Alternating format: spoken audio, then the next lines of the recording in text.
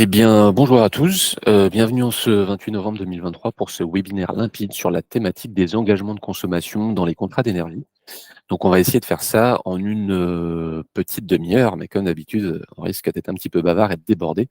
Donc, prévoyez peut-être un 10h35, 10h40, afin qu'on ait fait le tour de tous ces sujets. Donc, voilà, on va vous présenter le menu du jour. Donc, dans un premier temps, on va faire un petit point pour vous expliquer qu'est-ce que sont les engagements de consommation, comment ça fonctionne. On va voir tous les cas de figure. Donc, chapitre 2, qu'est-ce qui se passe si l'engagement de consommation est respecté? Chapitre 3, qu'est-ce qui se passe si la consommation est supérieure à l'engagement? Chapitre 4, scénario inverse, si la consommation est plus faible que l'engagement. Et pour conclure, donc, on va faire un petit récap sur tous les avantages et les inconvénients de ces engagements de consommation, ainsi que toutes les recommandations que nous, Limpide, on va faire afin que vous puissiez prendre un contrat avec un engagement de consommation en maîtrisant tous les aspects du sujet. Qu'est-ce qu'un engagement de consommation? Alors, on va pas faire de suspense. La base des bases, ce qu'il faut que vous reteniez avant tout, c'est qu'un engagement de consommation, ce n'est pas une punition. Très souvent, on a des consommateurs qui disent: «Non, moi je veux pas d'engagement, j'ai pas envie d'être puni, j'ai pas envie d'être sanctionné». Ce n'est pas du tout ça. En fait, un engagement de consommation, si on fait un petit peu de théorie, c'est un mode de fixation des prix, qui est présenté dans votre contrat de fourniture d'électricité ou de gaz naturel. Et donc c'est un prix contractuel qui va s'appliquer sur les volumes qui respectent l'engagement de consommation. Et ensuite, pour les volumes qui sont en dessous ou au-dessus de l'engagement de consommation, ce sont d'autres modalités de prix qui vont s'appliquer. Donc vous voyez, on est quand même très loin de la punition, de la sanction, on est très loin du père fouettard. L'engagement de consommation, pour être un petit peu plus technique, il va prendre la forme de ce qu'on appelle des tunnels de consommation. Et c'est ce qu'on va voir dans, ce slide-là. Donc les tunnels de consommation, très basiquement, comment ça fonctionne. Le fournisseur, il va prendre l'historique, de consommation au moment où vous concluez le contrat de fourniture d'électricité ou de gaz. Donc il prend l'historique des 12 ou des 24 derniers mois. Ou éventuellement, c'est le consommateur qui peut arriver vers le fournisseur en disant: «Voilà, j'ai mon set de consommation sur lequel je veux me baser pour mettre mon engagement de consommation. On va partir là-dessus». Donc sur ces consommations, le fournisseur, il va rajouter un pourcentage de flexibilité qui va être plus ou moins X de la consommation historique. Donc en général, ça peut être 5, 10, 15, 20, 30. Donc voilà, après ça c'est, ça peut être négociable avec le fournisseur. Alors il y a des fournisseurs qui sont, bloqués sur des pourcentages spécifiques, d'autres qui sont un petit peu plus flexibles. Donc ça, l'historique de consommation de base ou, la consommation prévisionnelle du consommateur, plus le pourcentage de flexibilité, ça va nous donner un fameux tunnel de consommation qu'on appelle également un corridor. On va, je vais vous expliquer ça de façon plus graphique, tout à l'heure. Mais avant ça, petit retour, petit point de vigilance sur, les consommations de référence. Donc les consommations de référence, qui sont utilisées pour déterminer le tunnel de consommation qui va faire l'objet de l'engagement, ça peut être des consommations au niveau annuel, ça peut être au niveau mensuel, ça peut être au niveau journalier. Alors évidemment, plus le consommateur est gros, plus on va aller vers la maille journalière, plus le consommateur est petit, plus on va rester sur un niveau annuel. Ah oui, et enfin j'oubliais au niveau horaire. Alors là, je vous avoue que même nous chez Limpide, on n'a pas de clients qui, qui soient concernés par ça, parce que là, je pense qu'il faut consommer des volumes absolument, surdimensionnés et exorbitants pour être concerné par ça. En termes de terminologie, donc on va parler de consommation annuelle de référence. Donc ça peut être la fameuse CAR que vous voyez par exemple affichée sur votre facture de gaz naturel. On peut parler de consommation prévisionnelle, de consommation de référence. Donc voilà, après chaque fournisseur va avoir une sémantique et une terminologie, bien à part. Donc là, on va prendre un exemple très concret pour vous illustrer, comment ça fonctionne, un tunnel. Donc là, je vous ai présenté sur ce graphique l'historique de consommation de l'année précédente d'un consommateur industriel. Donc là, c'est vraiment un historique, empirique au sens, humein du terme. Donc là, on a les consommations de janvier à décembre et donc vous voyez, on est sur un cas très classique d'industriel avec une consommation relativement stable, avec seulement un pic à la baisse au mois d'août, la fermeture pendant les vacances et une petite chute au mois de décembre, également les vacances entre Noël et le jour de l'an. Donc ça, c'est l'historique, de consommation sur lequel le fournisseur va se baser pour faire le fameux tunnel. Donc une fois qu'on a cet historique de consommation, on va prendre l'exemple d'un fournisseur qui mettrait un tunnel de plus ou moins 20, et donc ça va donner exactement la situation graphique suivante, avec en orange cette espèce de j'allais dire de pain qui vient prendre en sandwich, la saucisse qui est l'historique de consommation. Et donc vous voyez tout simplement, on a, pris pour chaque point, d'historique, plus 20 pour avoir la borne haute, moins 20 pour prendre la borne basse, et évidemment, sur le mois d'août qui était le mois plus où il y a le moins de consommation en fait, et bah, du coup, le plus ou moins 20 il se base sur une assiette plus petite. Donc vous voyez que là, l'épaisseur du tunnel, il est relativement mince par rapport aux mois qui sont les plus consommés. Donc voilà, d'un point de vue graphique, on va voir ça. Donc, on a notre historique de consommation en rouge, notre tunnel en, jaune foncé, et puis ensuite, bah, il va y avoir mécaniquement tout ce qui est en dessous du tunnel, donc la partie, orange très, très claire, et la partie qui va dépasser le tunnel, donc, la partie, gris-bleu.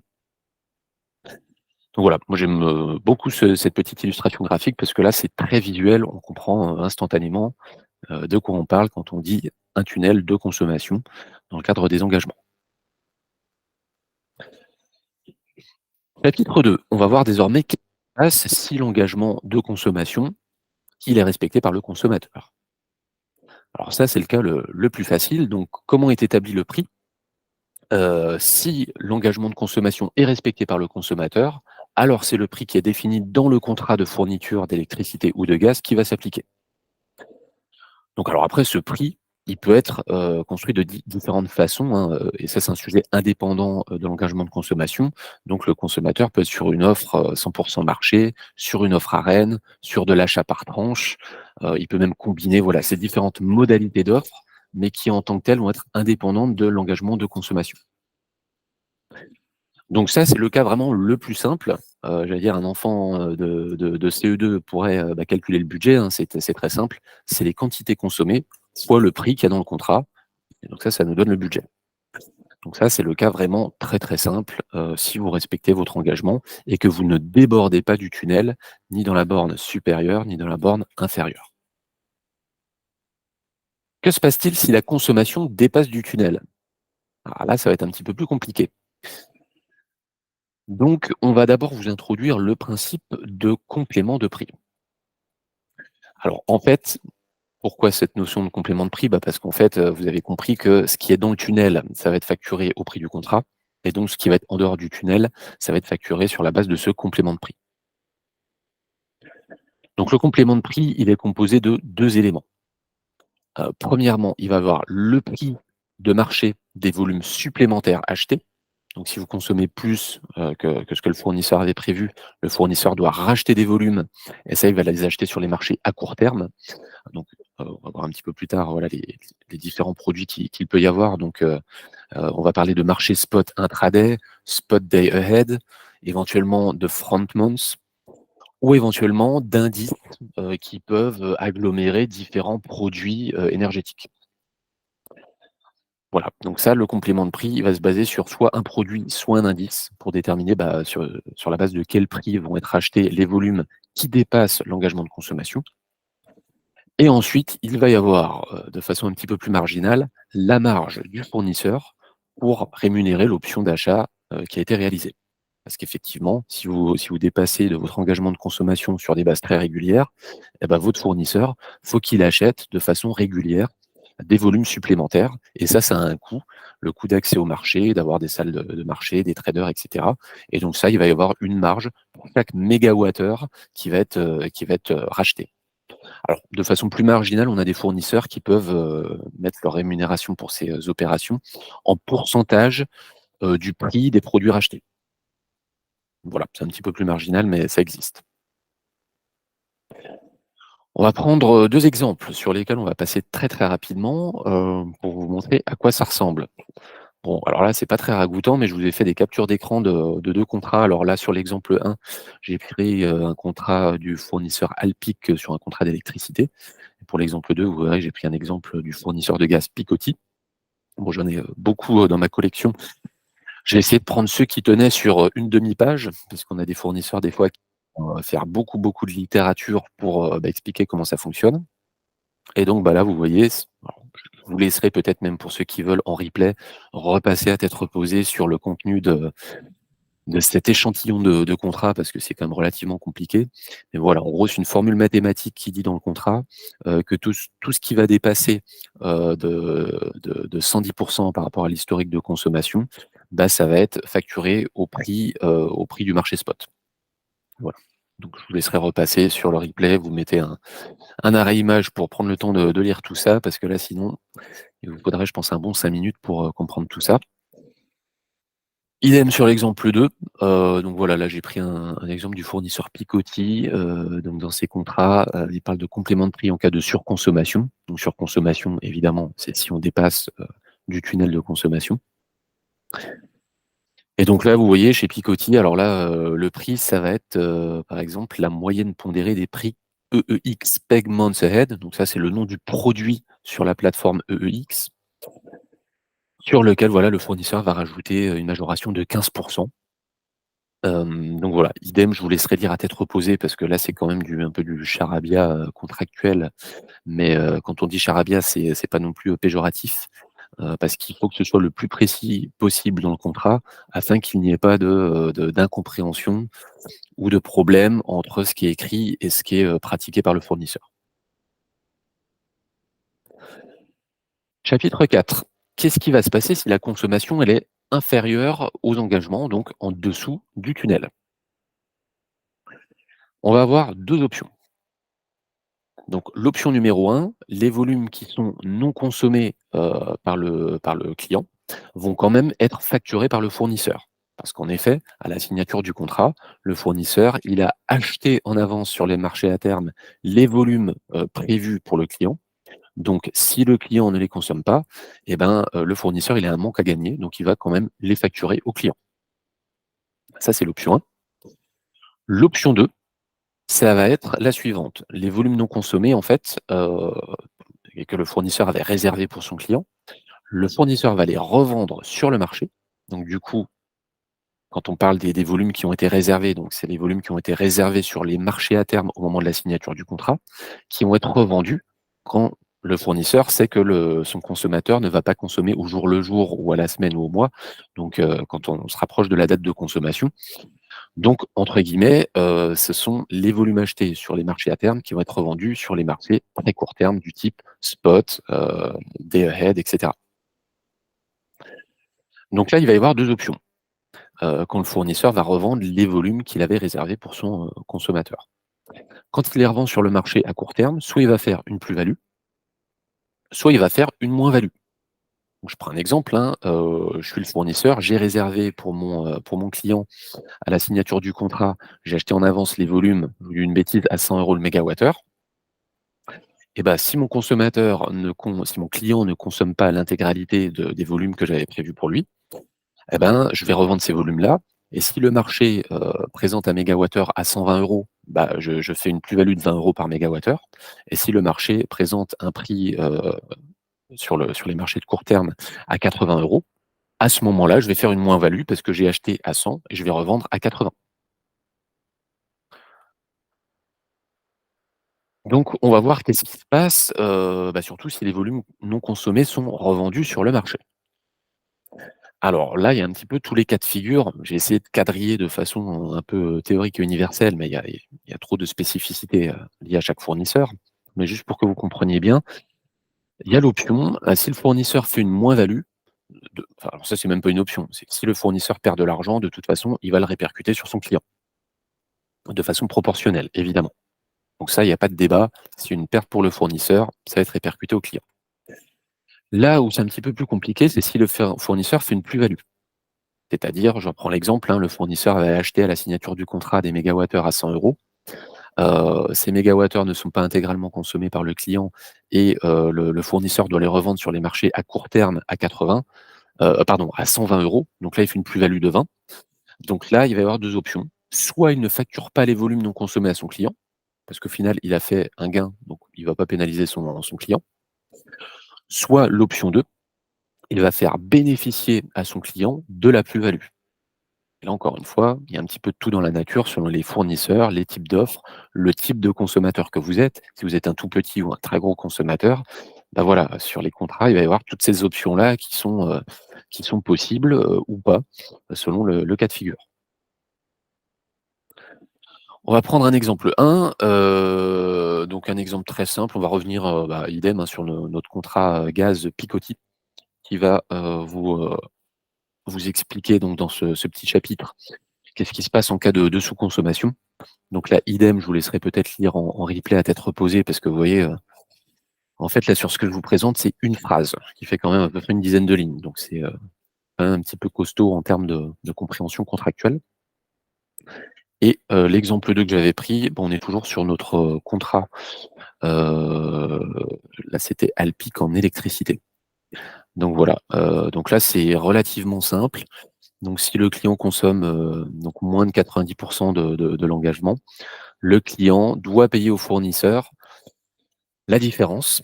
Et avec cette formule mathématique, bah, en fait, on s'aperçoit que si le montant est négatif, bah, c'est le fournisseur qui va payer au client le montant de la plus-value. Donc en termes mathématiques, c'est la valeur absolue, du concept de M qui est voilà, la formule mathématique que vous voyez, sous vos yeux.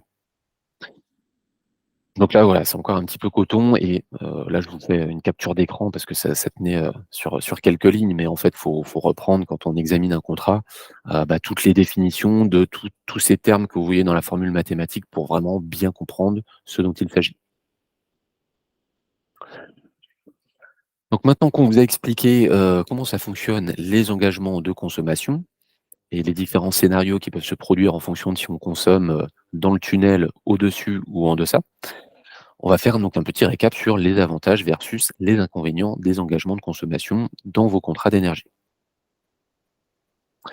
Donc, on va commencer par les avantages. Alors, l'avantage fondamental, c'est que quand le consommateur prend un contrat d'énergie avec un engagement de consommation, ça représente beaucoup moins d'incertitude pour le fournisseur quand il va réserver les volumes qui vont être consommés pendant la durée du contrat à la signature.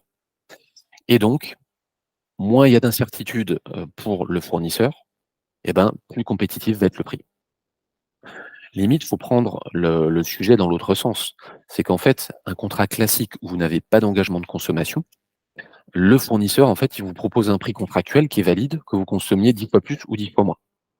Donc lui, à la signature, il va devoir réserver sur les marchés à terme une quantité approximative, puisqu'il ne sait pas du tout au final combien vous allez consommer dans les 12, 24, 36 mois de contrat.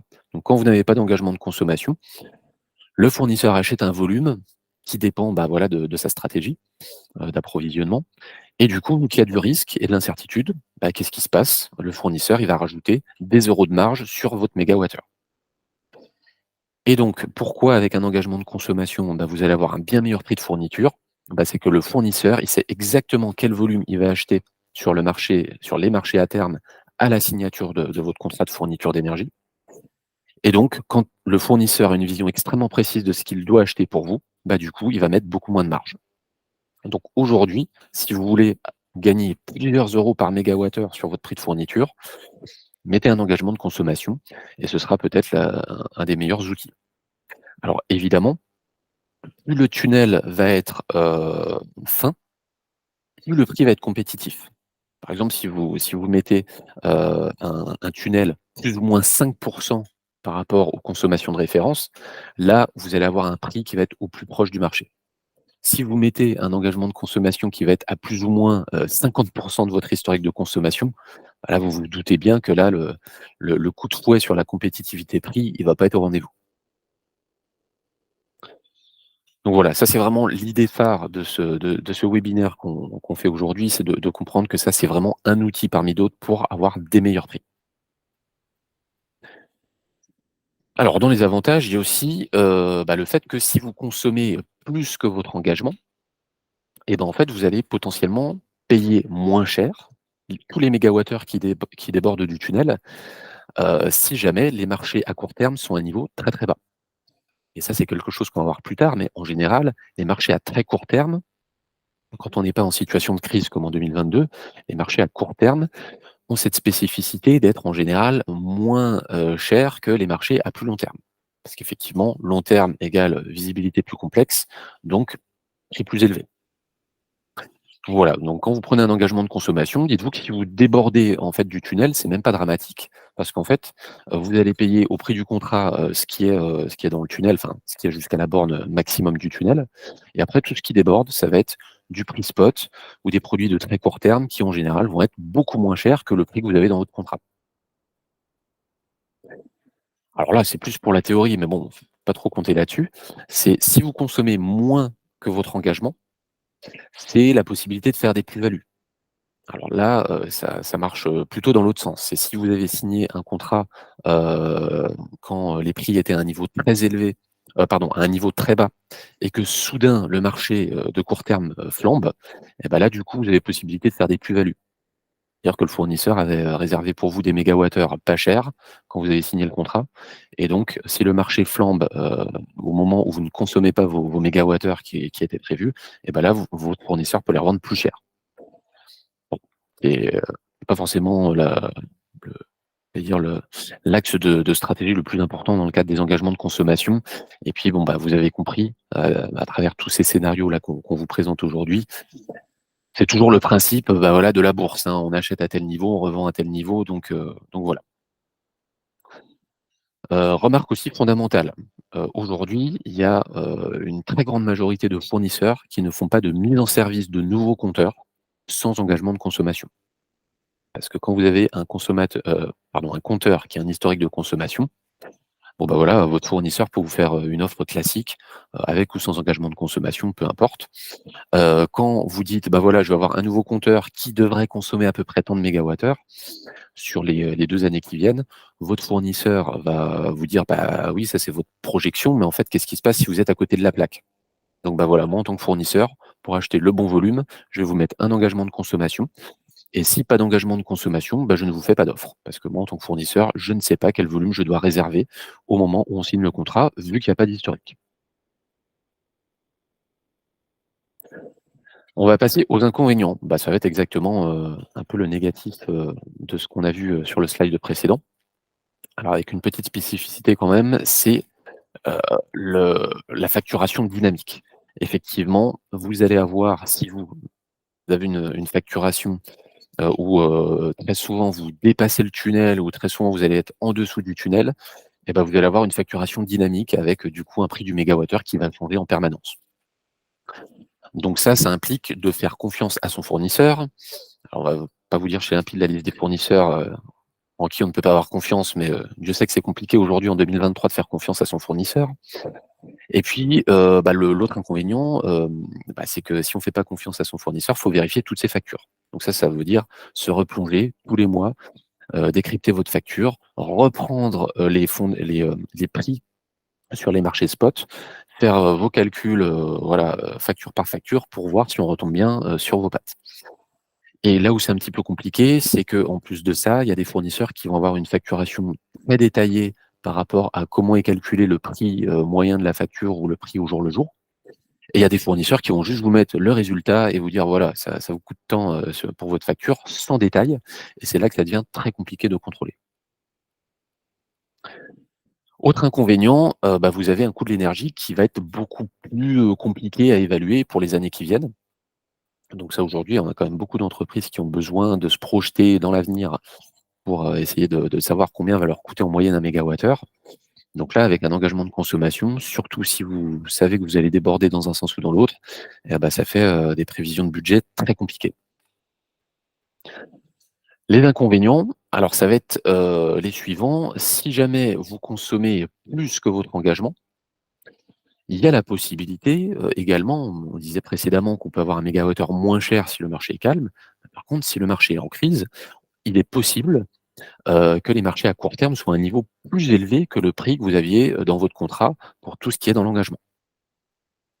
Et donc on va vous montrer quelques exemples par la suite, parce que ça, on a eu la crise de 2022 qui est un excellent exemple qu'on va prendre tout à l'heure pour vous montrer à quel point, bah, l'effet levier de voilà, de déborder de son engagement pour avoir du prix spot, ça peut être, finalement un effet massue. Autre cas de figure, donc le cas exactement inverse, bah, si vous consommez moins, que votre engagement, et bah, vous pouvez éventuellement payer des moins-values si les marchés à court terme sont bas. Je vous refais l'exemple. Quand vous avez signé votre contrat, le fournisseur a réservé des mégawattheures à 100 €. Si jamais vous consommez moins que prévu et que votre fournisseur revend ce que vous avez pas consommé et que ça se revend à un prix de 50 € le mégawattheure, bah, du coup, vous avez une moins-value de 50 € sur chaque mégawattheure que vous n'avez pas consommé. Ça peut faire des pénalités, assez importantes. Voilà, donc on va vous prendre, 2 exemples, une situation, en la faveur de l'entreprise, une situation, dramatique. On va pas vraiment faire du cliché, là je vous ai pris des exemples vraiment, caricaturaux pour que vous puissiez comprendre, mais qui sont basés sur du réel. Alors, on va prendre un exemple, un contrat de fourniture de gaz qui a été signé le 1er avril, 2022, pour l'année de fourniture 2023. Donc voilà, je regarde en direct parce que voilà, c'est le dernier exemple que j'ai mis ce matin dans ma présentation, donc je suis encore pas extrêmement familier. On est parti du principe, que le fournisseur met un engagement de consommation et donc le complément de prix va être basé sur la moyenne des prix PEG front month. Donc au moment de la signature du contrat, vous aviez, donc un prix du mégawattheure sur les marchés à terme à 67,43 € et donc ça, c'est un fait réel. Et on part du principe, là c'est une supputation, que le fournisseur met 5 € de marge pour couvrir ses frais de commercialisation. Donc en fait, au moment où le contrat a été conclu, le prix de vente des consommations, qui sont dans le tunnel, ça représente 71,43 € pour le mégawattheure. Donc ça, oui, maintenant je rebondis, je me suis pas trompé dans les dates, hein, c'était bien c'est un contrat signé le 1er avril 2022, donc en fait, quand les prix ont commencé à flamber, après la guerre en Ukraine. Donc là, vous voyez qu'en termes de prix, 71,43 €, ça commençait à se corser. On part du principe, là c'est un postulat pour illustrer mon petit exemple, que le client va augmenter sa consommation pendant l'été 2023 et donc on va se retrouver dans la situation suivante, bah, sa consommation va être supérieure à son engagement de consommation. Donc il y a une partie de la conso qui va être valorisée, j'allais dire au prix, spot, donc la fameuse moyenne des prix PEG front months. Et donc pour rappel, hein, quand le contrat a été signé, c'était pendant le début de la crise, des prix de l'énergie. Entre-temps, en 2023, quand le client va surconsommer, les prix se sont bien retassés et ont bien baissé et on assiste à des prix, beaucoup plus faibles. Donc ça, c'est, factuel.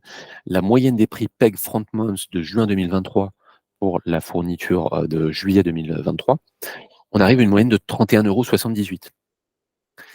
Donc là, vous comprenez que dans ce cas de figure, le tout ce qui va déborder du tunnel, ça va être facturé à un prix beaucoup plus faible que le prix du contrat. Donc là, c'est un exemple typique de, situation où l'entreprise y gagne. Voilà, donc tout ce qui va aller jusqu'à, 110 ou 120 de la consommation, historique de référence, ça va être facturé à 71,43 € et tout ce qui va déborder, ça va être facturé à 31,78 €. Vous voyez, quasiment 2 fois moins cher. Donc là, c'est vraiment un vrai effet levier. Et en même temps, bah, dans ce cas de figure, bah, c'est très simple, hein. On a pris un exemple où le contrat a été signé à un moment où les prix étaient très hauts et la surconsommation arrive quand les prix à court terme sont à un niveau beaucoup plus bas. Donc là, mécaniquement, le client y gagne. On va prendre un autre exemple plus, catastrophique, voire catastrophiste. Donc voilà, on part du principe que le consommateur, le client signe un contrat de fourniture d'électricité en septembre 2021, donc avant la crise. Ce contrat va porter sur la fourniture d'électricité pour 2022 et donc il y a un engagement de consommation qui va être inclus dans ce contrat, et donc cet engagement va être basé sur le prix spot day ahead. Au moment où le client signe le contrat, donc le 15 septembre 2021, ça c'est factuel, le base load 2022 vaut 108,77 € et le peak load 2022 vaut 124,19 €. Donc là, je vous épargne les popotes, base load, peak load, les pourcentages et cetera. On va partir du principe que ce jour-là, vu les prix qu'il y a sur le marché, et ben, le fournisseur va faire un contrat avec un prix de vente à 130 €. Ça, c'est un petit peu notre postulat qu'on prend pour simplifier les choses. Donc dans le contrat, le consommateur sait que tout ce qui va être dans le tunnel de consommation, on va être à 130 € par mégawattheure. Et aléa, de la vie, d'une entreprise, finalement, le carnet de commandes se charge, on doit consommer plus, pendant l'année 2022, donc on va devoir déborder, du tunnel de consommation et imaginons, là, on prend dans notre exemple, que cette surconsommation va arriver le 22 août 2022 quand, on est au summum de la crise sur les marchés de l'électricité. Ce jour-là, le 22 août 2022, le prix du marché spot Day Ahead, il est à 571,34 €. Donc là, bah, vous comprenez le différentiel, hein. Tout ce qui était, en dessous de la borne maximum du tunnel, c'est facturé à 130 € le mégawattheure et tout ce qui va dépasser du tunnel, ça va être facturé à 571,34 € par mégawattheure et encore dans cet exemple théorique, on n'a même pas rajouté la marge du fournisseur pour l'opération d'achat. Donc là, bah, vous voyez, c'est l'effet inverse. Quand on a signé, un contrat à un moment où les prix étaient relativement bas et que vous surconsommez le jour où les prix à court terme sont beaucoup plus élevés et bah, là, vous prenez, techniquement, une grosse claque. Et là, pas des moindres parce que vous voyez, là, c'est un exemple, même assez classique, hein, 130 € du mégawattheure pour tout ce qui était dans le contrat et là, on passe quasiment sur un fois 4, fois 5 avec tout ce qui déborde. Donc voilà, là, c'est vraiment 2 exemples caricaturaux, basés sur des faits quand même réels. Les prix du marché là que je vous indique sont quand même des prix qui ont été constatés sur le marché. Donc voilà, j'espère qu'avec ces 2 exemples extrêmement, caricaturaux et bah, ça vous donnera, une meilleure compréhension de la situation. Ouh là, 10:33 et bon, on va essayer de faire vite. Là, on est sur la fin. Donc je voulais juste quand même vous mentionner l'intérêt des prix spot, enfin des prix, de court terme qui viendrait valoriser ce qui dépasse, votre tunnel de consommation. Là où c'est intéressant, bah, c'est qu'en général, les prix, spot, quand le marché, est un petit peu plus calme, on est sur des niveaux de prix très intéressants. Là, vous voyez, je vous ai fait la liste des, allez, on va dire des 20 derniers jours.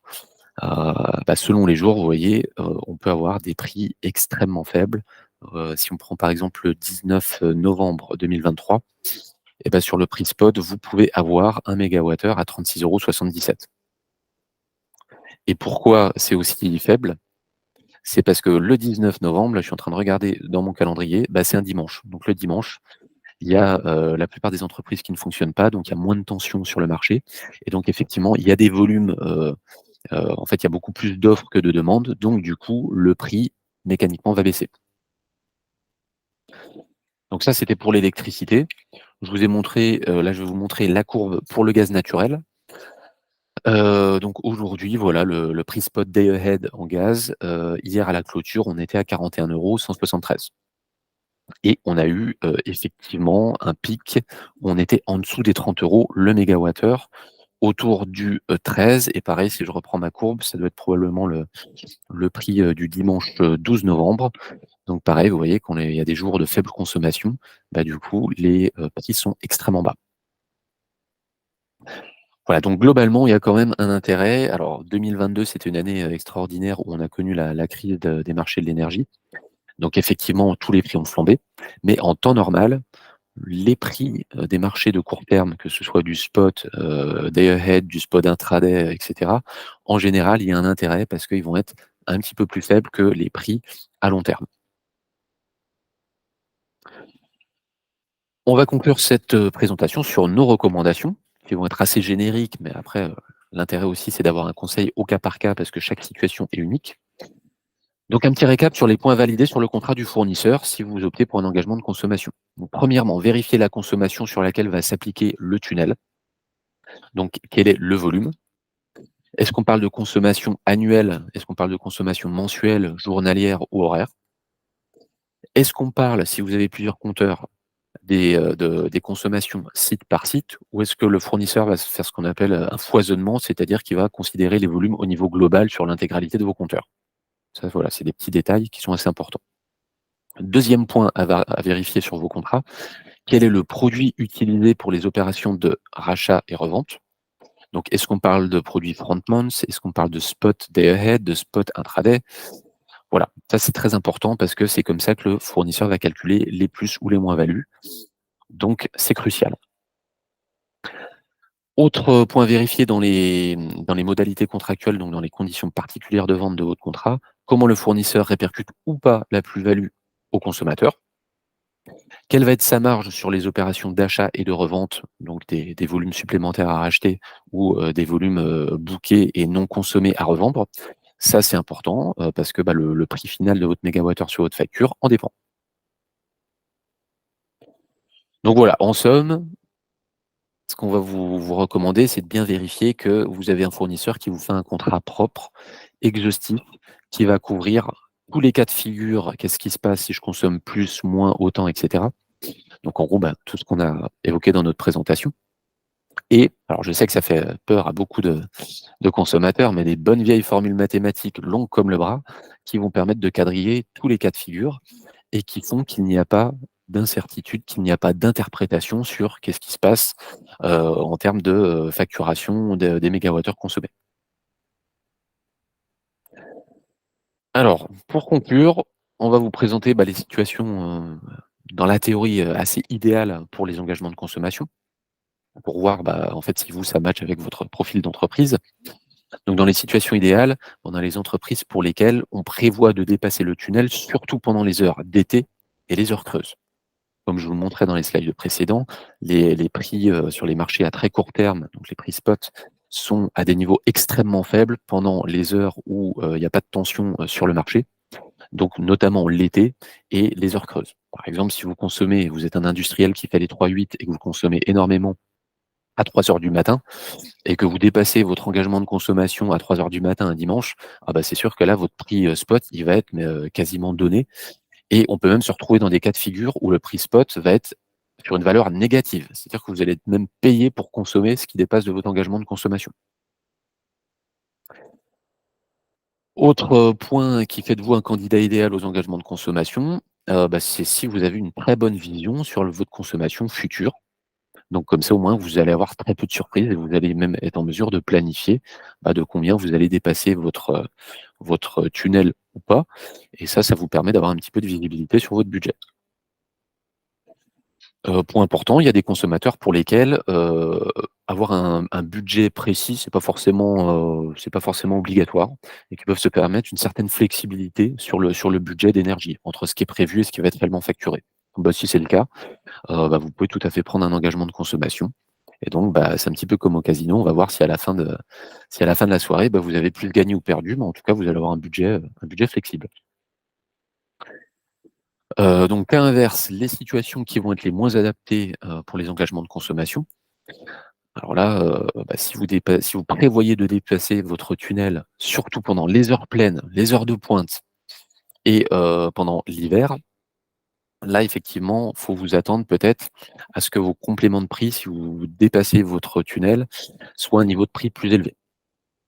Et sans bah, cas inverse, hein, si, vous prévoyez de dépasser votre tunnel de consommation pendant les heures de pointe en hiver à, j'allais dire à 9 heures du matin quand tout le monde arrive, dans les entreprises et qu'on a à la fois la consommation domestique et la consommation des entreprises à fond les ballons, ah bah là le prix spot, il risque d'être à un niveau très, très, très élevé. Donc là, ça peut faire mal. Les entreprises qui ont une très faible visibilité sur leur consommation future, on va leur recommander d'éviter les engagements de consommation. Donc toutes les entreprises qui ont un carnet de commandes à très court terme et qui savent pas du tout ce qui se passe dans 1 an et demi, bon bah là, c'est assez compliqué de prendre des engagements de consommation quand on n'a, pas de visibilité. Les entreprises qui veulent absolument planifier, donc pour lesquelles, l'énergie c'est un point stratégique dans le calcul des coûts de revient, bon bah ça, on va leur dire: «Peut-être ne prenez pas d'engagement de consommation parce que du coup, vous allez avoir un budget fluctuant, donc ça va être compliqué pour vous». Enfin, recommandation générique, mais quand on parle de consommateurs, industriels qui utilisent du gaz ou de l'électricité, pour des process de production, là, on recommande les engagements de consommation. Quand c'est pour du chauffage, on va plutôt décommander ces engagements de consommation quand on est sur des gros volumes évidemment, puisque, le chauffage par définition, quand vous servez de l'énergie pour le chauffage, c'est quand il fait froid. Quand il fait froid, les prix à court terme sur le marché sont sous tension. Donc si à un moment vous devez, dépasser votre engagement de consommation, ça va se faire mécaniquement à des prix relativement élevés. Autre petite remarque, prendre un engagement de consommation, alors tout dépend encore une fois de votre capacité, de la capacité de votre entreprise à se projeter dans le futur. Mais, si vous prenez un contrat de 5 ans avec un engagement de consommation, c'est peut-être un peu compliqué. Sauf si vous avez évidemment la visibilité sur les 5 prochaines années. Et je pense qu'en ce moment, en termes de carnet de commandes, les PME industrielles françaises ont un petit peu de mal à se projeter sur plus de 2 ans. Donc voilà, si vous prenez un engagement de consommation sur des contrats courts, ça peut le faire pour vous. Sur des contrats de 3 à 4, 5 ans, à voir, mais du coup, voilà, vous vous engagez quand même sur, des consommations à, année plus 5, donc ça peut compliquer les choses. Voilà, donc pour, finir cette, présentation, donc en fait, qu'il s'agisse de déterminer les types d'engagements de consommation, qui sont adaptés pour votre entreprise, qu'il s'agisse de solliciter les fournisseurs spécialisés qui vont être les meilleurs pour, ce que vous souhaitez, qu'il s'agisse de vérifier votre facturation dynamique. Pour tous ces sujets-là, on va, rester sur notre mantra à nous limpide, hein, qu'il faut absolument être accompagné par un professionnel de l'énergie qui va être indépendant, hein, donc pas, pas comme la plupart des courtiers qui vont être rémunérés côté fournisseur et qui vont pousser, le seul fournisseur, dans leur partenariat qui font des engagements de consommation. Non, un interlocuteur indépendant qui a accès à tous les fournisseurs du marché et qui peut du coup, décrypter les avantages et les inconvénients de chaque fournisseur et de chaque offre de fourniture d'électricité ou de gaz par rapport à la situation spécifique de l'entreprise. Voilà, la conclusion de cette présentation. Donc pour finir, ben, on avait reçu pas mal de questions au moment des inscriptions dans le cadre du webinaire.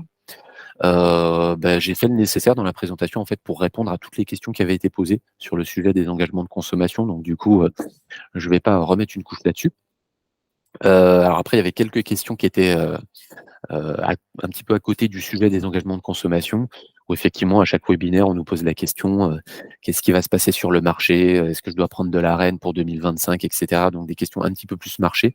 Donc ça, on aura l'occasion de vous faire un webinaire dans les mois qui viennent à ce sujet, vraiment un vrai point marché. Et en tout cas, ce qu'on a au programme chez Limpide, c'est un petit webinaire qu'on aura au mois de décembre sur un sujet qui va intéresser, je pense, beaucoup d'entreprises, qui est le sujet du photovoltaïque pour les entreprises. Donc nous, Limpide, on a développé récemment, un système de courtage sur le photovoltaïque, où on peut vous proposer tout un tas de configurations, où vous pouvez investir votre argent en direct pour, investir dans le solaire, sur vos toits, sur vos parkings et cetera. On a également des modèles de tiers investissement, où un investisseur va prendre tous les risques et puis va vous rémunérer pour louer votre toiture et en plus de ça, vous pouvez bénéficier, des mégawattheures produits, par l'investisseur sur votre toit qui va vous les revendre à un prix, très intéressant. Et on a même des investisseurs qui peuvent vous proposer des deals, c'est-à-dire qui vont désamianter gratuitement, votre toiture, si vous avez de l'amiante, et qui en contrepartie, vont exploiter votre toiture pour installer du solaire. Donc voilà, je fais court parce qu'on aura l'occasion, de faire un webinaire d'une demi-heure, 45 minutes, sur ce sujet du photovoltaïque, normalement sur la mi-décembre, donc on vous enverra les invitations. Et donc voilà, il est 10h45. Comme d'habitude, j'ai débordé du timing, qui m'était imposé. En tout cas, pour ceux qui ont dû quitter la session en cours de route, vous aurez le replay qui sera disponible. On va vous l'envoyer dans les jours qui viennent. Et puis, d'ici là, si vous avez une question, n'hésitez pas à nous passer un petit coup de fil ou à faire un mail à l'adresse, qui s'affiche en bas à droite, là, sur cette dernière slide, à énergie@limpide.net. Et donc, si vous avez un sujet sur les engagements de consommation très particulier pour votre entreprise, passez-nous un coup de fil, on en discute. Voilà, moi mon métier là, c'est de vous faire des présentations, un petit peu génériques qui englobent tous les cas de figure, mais le mieux dans notre métier, c'est quand on fait du sur mesure et qu'on peut, vous faire des recommandations par rapport à votre situation à vous. C'est là qu'on est le plus pertinent. Voilà, donc je vous remercie pour avoir assisté à ce webinaire.